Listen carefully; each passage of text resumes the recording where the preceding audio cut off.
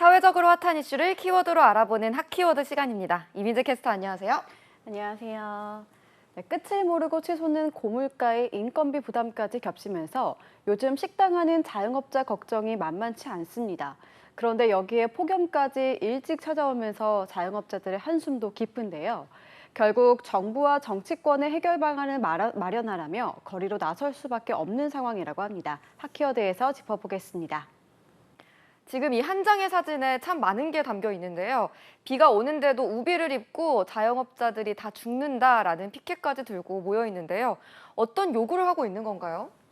네, 국회 앞에 모인 한국외식업중앙회 회원인 자영업자 1,100여 명은 정부의 최저임금 급등과 업종별 차등 적용, 인력난 해결 등 생계대책 마련을 요구하고 나섰습니다.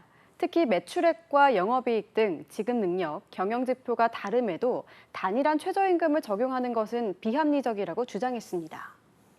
생계를 위협하던 코로나는 가셨지만 자영업자들의 어려운 상황은 여전히 마찬가지인 것 같습니다. 네, 맞습니다. 전기료와 인건비, 식자재 등이 줄줄이 오르면서 인건비라도 아끼기 위해 나 홀로 영업하는 소상공인도 많은 게 현실인데요. 그럴 수밖에 없는 게 1월부터 4월까지 소상공인들의 월 평균 영업이익은 281만 7천 원이었습니다. 그런데 매달 나가는 직원의 월급은 291만 원에 달해 벌어도 남는 게 없는 상황이기 때문입니다. 최저임금위원회에서 최저임금과 업종별 차등 적용 여부에 대해 논의 중이지만 아직 결론이 나지 않은 상황인데요.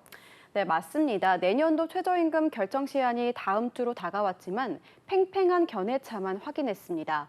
업종별로 최저임금 수준을 다르게 할 것인지를 놓고 노사 양측의 입장이 맞서면서 정작 최저임금 수준에 대한 논의는 아직 시작조차 못한 건데요. 경영계는 인건비 상승 부담에 소상공인의 영업이익이 감소하는 현실을 입장이지만 노동계는 최저임금 차등 적용이 저임금 노동자의 생활 안정이라는 제도 취지에 어긋날 수 있다며 반대하고 있기 때문입니다.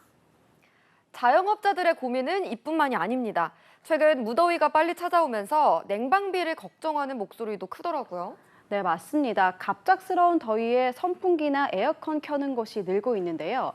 특히 가게들은 올해 이미 2차례나 전기요금이 올라서 올 여름 부담이 더 커졌습니다. 그래도 손님들을 붙잡기 위해서 에어컨을 아끼며 켜기도 힘든 상황인데요. 소상공인 연합회 측은 코로나 대출 상환 유예 기간이 다가오는데 전기요금까지 올랐다라면서 감면 대책이 필요하다고 밝혔습니다. 이렇다 보니 버티지 못하고 장사를 접어야 할 정도로 어려운 처지에 몰린 소상공인들이 그만큼 많을 수밖에 없는 건데요. 참 막막할 것 같은데요. 네, 맞습니다. 실제 폐업이 늘어나고 있습니다. 소상공인들이 폐업할 때 일종의 퇴직금 역할을 해주는 노라노산이라는 공제제도가 있는데 지급 건수가 큰 폭으로 늘었습니다. 올 들어 5월까지 4만 8천여 건이 지급돼 지난해 같은 기간보다 51% 증가했고요. 지급 액수는 5,500억 원으로 66% 늘어 만약 이런 추세가 연말까지 계속될 때 종전 최고 기록을 갈아치울 수 있다는 우울한 전망도 나옵니다. 그만큼 한계에 몰린 소상공인들이 늘어났다는 건데요. 엎친 데 덮친 격으로 오는 9월 말이면 소상공인 지원을 위한 대출 상환 유예 조치도 종료되지 않나요?